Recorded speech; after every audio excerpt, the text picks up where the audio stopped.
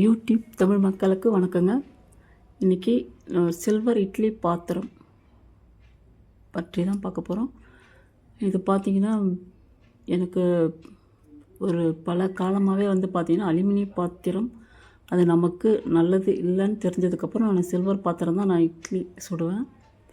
இதை பற்றி இது சின்ன பாத்திரம் தான்.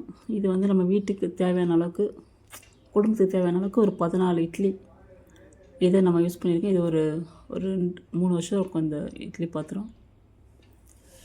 ஆனால் ரொம்ப நன்மைங்க. இது தண்ணி தெளித்து நீங்கள் எண்ணெய் தடவினால இட்லியோட தன்மை போயிடும். தண்ணி தெளித்து அப்படியே நீங்கள் இட்லி ஊற்றலாம். அது சும்மா இட்லி வெந்ததுக்கப்புறம் லைட்டாக தண்ணி தெளிச்சிட்டு ஒரு 2 செகண்ட் வச்சு அதுக்கப்புறம் நீங்கள் இட்லி டீஸ்பூன் வச்சு எடுத்திங்கன்னா இட்லி சூப்பராக வருங்க. அதேமாதிரி இது பெரிய இட்லி பாத்திரம். இது பார்த்திங்கன்னா விருந்தாளிங்கெல்லாம் வந்தாங்கன்னா கொஞ்சம் அதிகமாக இட்லி வேணுன்றதுக்காக நம்ம இதை வாங்கினோம். இது 24 இட்லி. இதில் இதுவும் பார்த்திங்கன்னா தண்ணி தெளிச்சு இதில் ஹோல்ஸ் இருக்கும். ஹோல்ஸ் இருந்தாலும் துணி போட்டு ஊற்றினாலும் நல்லா தான் இருக்கும். ஆனால் நம்ம சீக்கிரமாக செய்யணுன்னா நான் அப்படியே தண்ணி தெளிச்சிட்டு அப்படியே இட்லியை ஊற்றுவேங்க. எண்ணெய் தடவ மாட்டேன். அதேமாதிரி ஊற்றும் போது இட்லி நல்லா சூப்பராக தான் இருக்கும். இதில் என்ன முக்கியமான விஷயம் பார்த்திங்கன்னா, இங்கே பாருங்கள், இதில் ஹோல்ஸ் இருக்கும். இது ஹோல்ஸ் இருந்து நம்ம மாவு ஒழுகுன்ற அது கவலை வேணாம். ஆனால் இட்லி நல்லா தான் இருக்கும். நீங்கள் அப்படியே நம்ம தண்ணி தெளிச்சிட்டு லைட்டாக தெளிச்சிட்டு இட்லி மாவை நம்ம ஊற்றி அப்படியே சுடலாம். இந்த ஹோல்ஸ் பற்றி பிரச்சனை இல்லை. இது அந்த சின்ன இட்லி பாத்திரம் பார்த்திங்களா, அதில் ஹோல்ஸ் இருக்காது. அதுவும் தண்ணி தெளித்து நம்ம அப்படியே ஊற்றிக்கலாம். ஆனால் முழுக்க நம்ம அலுமினிய பாத்திரம் வச்சு நம்ம இட்லி சமைக்கிறத விட நம்ம சில்வர் பாத்திரம் தான் நமக்கு பெஸ்ட்டானது. இதில் இன்னொரு மைனஸ் என்னன்னு பார்த்தீங்கன்னா, இதாங்க அந்த சின்ன பாத்திரத்தோட இட்லி தட்டு. இதில் பாருங்கள் ஹோல்ஸ் இருக்காது. நம்ம அப்படியே ஊற்றலாம். ஒவ்வொருத்தருக்கு இன்னும் நல்லா வேணும்னா நம்ம நம்ம துணி பயன்படுத்தி நம்ம யூஸ் பண்ணிக்கலாம்.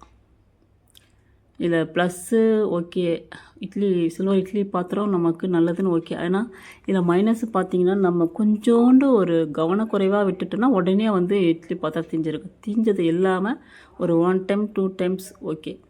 அதுக்கு மேலே நம்ம இட்லி பாத்திரம் நம்ம தீய வைக்கும்போது, ஏன்னா தண்ணி இது ஈஸியாக சீக்கிரமாக இழுக்க ஆரம்பிக்கும் இந்த பாத்திரத்தை பொறுத்தவரையிலும். அதுதான் ஒன்று மைனஸு. இந்த மாதிரி வெடிப்பு வந்துடுங்க. வெடிப்பு விழுந்தவொன்னே பார்த்திங்கன்னா இட்லி பாத்திரம் ஒழுக ஆரம்பித்தோம். நமக்கு இது யூஸ் இல்லாத பொருளாக போயிடும். இதை நான் இதே மாதிரி பார்த்திங்கன்னா ஒரு 3 இட்லி பாத்திரம் தூக்கி போட்டேன். ஆனால் அதில் என்னென்னா அந்த மேல்முடி மட்டும் எடுத்துக்கிறது. ஏன்னா மேல்முடி நமக்கு நம்ம இந்த வானல் கடாய் இதுக்கெல்லாம் மூடுறதுக்கு ஈஸியாக இருக்கிறது. மூடியை மட்டும் எடுத்துக்கிறது. மீதி குண்டா தட்டு எல்லாம் போட்டு விட்டுறது. இந்த மாதிரிங்க. இப்போ இந்த பாத்திரம் சின்ன இட்லி பாத்திரம் எனக்கு யூஸ் இல்லாமல் போயிடுச்சு. ஆனால் பாத்திரம்லாம் பார்த்திங்க, இது ஏற்கனவே வச்சுருந்த ஒரு இட்லி பாத்திரத்தோட மேல்முடி. இதை நம்ம வானலுக்கு மூடுறதுக்கு யூஸ் பண்ணிப்பேன் இதை. ஆனால் அந்த பாத்திரம்லாம் கடையில் போட்டாச்சு. அதாங்க இப்போ நான் காமிக்கிறேன். இந்த குண்டா இப்போதைக்கு எனக்கு யூஸ் இல்லை. இப்போ இது பார்த்திங்கன்னா இது 1600 ரூபா கொடுத்து வாங்கின குண்டாங்க இது. இதுவும் அதே மாதிரி தான். ஏன்னா தண்ணி இது அதிகமாக சீக்கிரமாக ட்ரை ஆகும். அலுமினிய பாத்திரத்தை விட சில்வர் பாத்திரத்தை நம்ம கிட்ட ஒரு டைமிங் வச்சு நம்ம கரெக்டாக எடுக்கணும். இல்லை கவனம் சிதறல் இல்லாமல் இருக்கணும். இப்போ எனக்கு எனக்கு கஸ்டமர் அதிகமாக வர்றதால நமக்கு டக்குன்னு யாருன்னா குரலை கொடுத்தாங்கன்னா வெளியே எட்டி பார்க்குறோம், மறந்துடுவேன். அந்த நினைவு டைம் மாறி போய் உடனே பார்த்திங்கன்னா தீஞ்சிரும் இட்லி குண்டா. பார்த்திங்கன்னா தண்ணி இல்லைனாலே ட்ரை ஆகிடுச்சுன்னா இந்த மாதிரி வெடிப்பு விடும் இட்லி பாத்திரம். அதேமாதிரி இட்லி பாத்திரம் நம்ம ட்ரை ஆனதுக்கப்புறம் பட்டுன்னு தண்ணி தண்ணி பச்சை தண்ணி ஊற்றக்கூடாது. ஏன்னா அப்பயும் வெடிக்கும். பச்சை தண்ணி ஊற்றிக்கலாம். நம்ம அந்த ட்ரை ஆகிடுச்சுன்னா நம்ம சுத்தமாக டக்குன்னு எடுத்து நம்ம பாத்திரத்தை தண்ணி இல்லாத இடத்துல நம்ம வச்சுட்டாலே ஓரளவுக்கு அதை வெடிக்காது. இல்லை ஒரு சில டைம் அதிகமாக ஹீட் ஆச்சுனாலும் தன்னால் வெடிச்சிடும். இப்போ இந்த பாத்திரமும் எனக்கு யூஸ் இல்லாமல் போயிடுச்சு. இப்போ நான் திரும்பியும் ஒரு 1500 ரூபா கொடுத்து தான் வாங்கணும். ஆனால் இதில் நன்மையே இருக்குது. சில்வர் பாத்திரம் இட்லி பாத்திரம் இந்த மைனஸும் இருக்குது. அதனால் இட்லி பாத்திரம் சில்வர் பாத்திரம் யூஸ் பண்ணுறவங்க எல்லாருமே பார்த்திங்கன்னா டைமிங் வச்சு கரெக்டாக கிட்ட இருந்து எடுக்க பாருங்கள். இதில் என்னென்னா ஒரு வீட்டில் ஒரு பொருள் அடிக்கடி தீயுதோ இல்லை தீஞ்சிருமோ இதுக்கெல்லாம் பார்த்திங்கன்னா 2ஆம் அதிபதியை பாவகிரகம் தொடர்பு கொண்டால் கண்டிப்பாக தீயிற விஷயம்லாம் இந்த மாதிரி குண்டா தீஞ்சு போகிறது, ஓட்டையாகிறது எல்லாமே அது இயல்பாகவே நடக்கும்.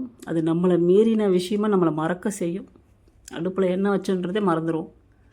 அதால் பாருங்கள், ஏன்னா இது காஸ்ட்லி. நம்ம அலுமினியம் பாத்திரத்தை விட நம்ம விலை கொடுத்து வாங்குகிறோம். இதை பார்த்துங்க. நன்றி.